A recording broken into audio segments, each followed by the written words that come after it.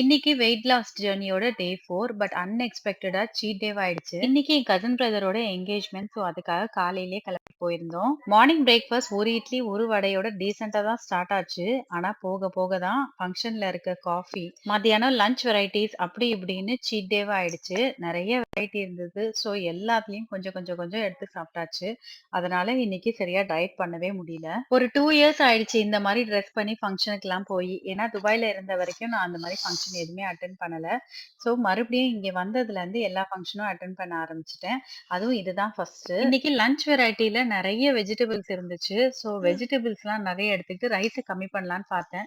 ஆனா அதுல இருக்க சாம்பார், வத்த குழம்பு இதுக்காகவே ரைஸ் வந்து கொஞ்சம் எக்ஸ்ட்ராவே சாப்பிட்டாச்சு. இதெல்லாம் கூட ஓகே. ஆனா ஈவினிங் நான் பண்ண வேலைக்கு என்ன நானே மன்னிக்க மாட்டேன்.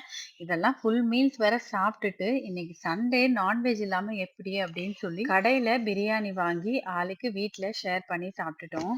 என்னதான் குவாண்டிட்டி கொஞ்சமா இருந்தாலும் பிரியாணி பிரியாணி தான். கண்டிப்பா கேலரிஸும் வெயிட்டும் அதிகமா தான் இருக்கும்.